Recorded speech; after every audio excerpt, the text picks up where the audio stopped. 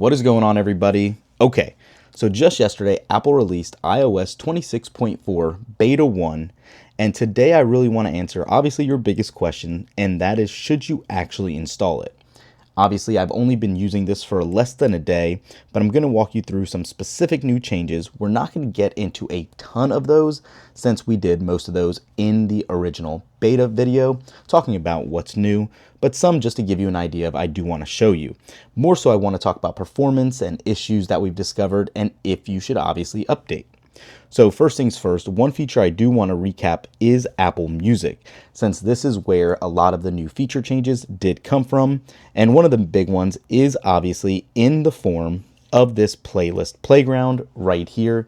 And this is, I think, going to be a selling point for a lot of people that might be interested or listens to music a lot on their phones. With this update, you can now use a text prompt to create playlists for you or use a actual physically created one that an idea forms for at the bottom here. If you want to jump into this and say, create me a playlist with Lil Wayne and Lil Jon musics,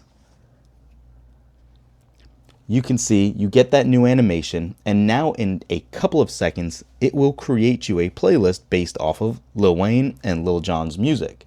It does take a few seconds, but once it actually pulls it together, it gave us 50 songs for about 3 hours and 20 minutes worth of music.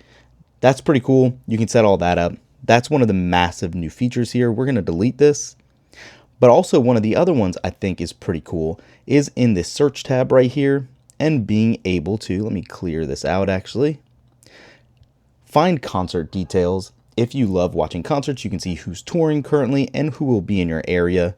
And not only can you see that, but you can get tickets directly thanks to this feature powered by Ticketmaster. So you don't have to jump through hoops trying to search for artists or look for who's in the area. It's that easy. So obviously this is one of the main features. If you're interested in, it does work seamlessly.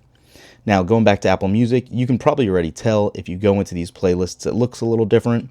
The album artwork or playlist artwork does actually scroll down through the page, and it seems more like a seamless design than split up with different color patterns. But again, that is some of the bigger changes right here in this build. Second, there are system performance optimizations that are under the hood. Apps launch speeds feel quickly or ever so quick, slightly quicker. As you can see, just jumping around in our typical stocks app, everything does work and flow very well, but we didn't really have any issues with that before on the other betas. So take that for what you want as well. But for performance as well, on this Geekbench score here, you can see I ran one after we finished installing this beta last night, and we had a single core score of 3671, which is lower than what we had on the RC or public release of 26.3, and the multi-core score of 9520 from a 9827. And then when I reran it this morning, the scores are ever so slightly higher. This doesn't give the full picture, but again, it shows you it is very comparable in performance to the stable version in 26.3. Also, animations do feel a bit more fluid. I don't know if it's just a placebo effect or jumping around, but everything does feel ever so slightly better. I will say the RAM management seems to have digressed a little bit here in Beta 1. I always use Clash Royale because it always seemed to want to refresh. Let's go ahead and just do something here. Get some free cards, blah, blah, blah. Let's go out of this. Let's jump into Bamboo Labs. Let's see what they have here. Just scroll for a minute. Go out of that. Let's go to weather. And you can see how quickly everything is working. No big issues here at all. Let's go ahead and go into, let's find, what else do we want to open up? Actually, let's go back to Geekbench for a minute. Scroll. And then let's go back into Clash. And you can see this time it actually held in memory perfectly fine, but I have seen it where it does not do that so much. One of the big issues, especially in new betas, is always banking and all that. And I am happy to say I have not had any issues with third-party banking apps, but it is something to be aware of depending on your bank. You might experience app crashes since apps are not quite optimized yet for this build. There are also minor interface tweaks in the system menus, But again, not a big deal here. You can see the redesign as well through some of these aspects, especially in iCloud and all that. But again, no big deal here. There is RCS end-to-end encryption coming. It will be in beta, not even active here. So if that is a selling point, keep in mind that will not be active. One thing I do have to say has improved is actually Face Unlock. Face Unlock, Face ID does seem to be working a little bit more consistently and quicker, and more consistent notification animations have been coming through. It hasn't been glitchy like we've seen on those banners in time to time in the past, so just keep that in mind. Obviously, we will have a separate video talking about battery life and overall performance 48 hours later that will be dropping tomorrow. But so far, so good. It has not been too terrible. Right now already, the screen active has been an hour and 8 minutes. Screen idle has only been 38 minutes.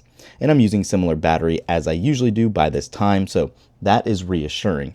I haven't held back from the phone. I'm going to drain this down today to get a full days of usage for our video tomorrow. So that is something I want you to be aware of. One thing kind of surprisingly I did incur is the phone getting warmer than normal. Even right now it is warm, and when charging it also has been minorly overheating. It's been a little bit worse than usual, but I haven't seen any UI lag when jumping between heavy apps, so that is good. If you do use CarPlay, users have mentioned connection hiccups and Bluetooth audio is still sometimes briefly cutting out. None of these are deal breaker for testers, but it can be frustrating on a daily driver. As far as the developer beta and a public beta, the public beta should be dropping here very shortly, or it might even be or live at the time of this video going public. So they're always going to be the same build as the prior developer beta.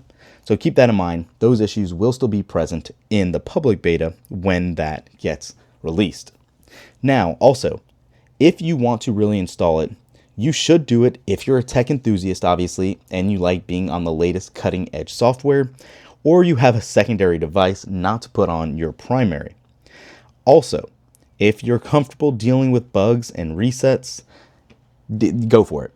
Please also, if you have this installed, submit feedback through the feedback app. It definitely helps. Now, I don't recommend installing this if this is your only phone and you depend on it for work or school. Battery life is a crucial headline, and you rely on sensitive apps like banking. There's still no telling if it will work for the remainder of the beta cycle. Again, even though it is right now, it doesn't mean it will remain that way. So really, that's my takeaway. I don't think it is a terrible update, but unless you want some of those new Apple Music features, there's no reason to rush and download this beta today. Let me know what you think in the comments down below. If you've downloaded it, how is it working for you? Thumbs up this video, subscribe to the channel for more content, and we will catch you in the next one. Peace.